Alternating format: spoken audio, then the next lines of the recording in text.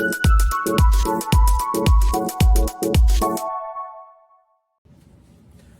I've talked about mind games in the past. I've talked about mindset. I've talked about ways that we can sort of use the way we think, our thought patterns, our mindset to help us out. And one of the ways I always like to make sure people succeed is to set realistic expectations and set realistic plans, right? So realistic expectations, of course, you're not going to expect to always lose 5 pounds every week, 2 pounds every week, whatever, because at the beginning, maybe it's faster, down the road it's slower. On average, it's going to get to where you need to be.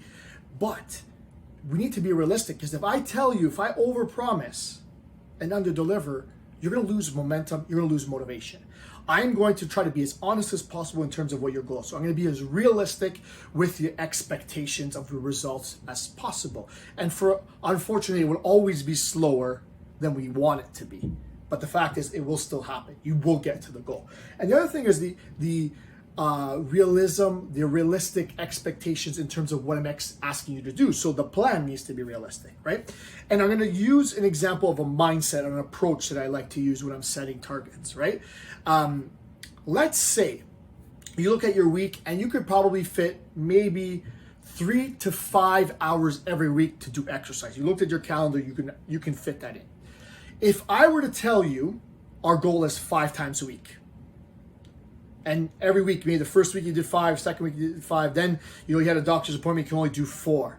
Then the week after, you're a little bit frustrated, but you still did 4 again. Then you went up to 5, then all of a sudden it dropped to 3 because you went away for the weekend, and then it's 3, then it's 2, then it's 1. I mean, on average, you probably did 3 per week, which was good. It was what you said you could have done, but that feels like you're failing.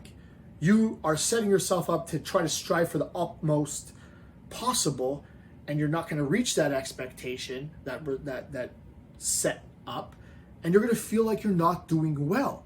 Whereas if I said to you, our goal is minimum 3 hours, and you did 5 the first week, 5 the second week, third week you did 4 because again that dentist appointment, and then you did 5, then 4, then 3 because you went away again.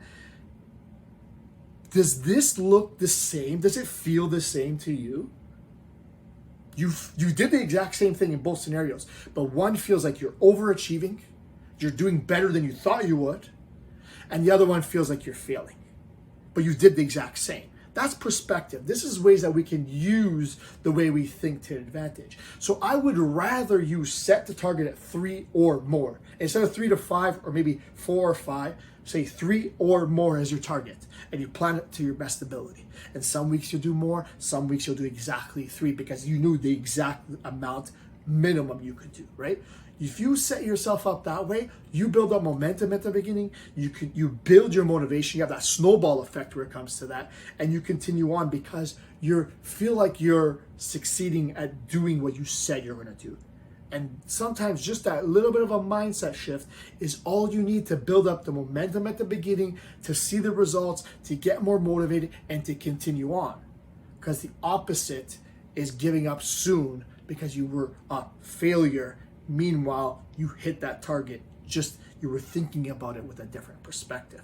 So wherever possible, we should be using these realistic expectations, these realistic plans, and over delivering on ourselves to try to get to our goal more fluidly, but also with less frustration.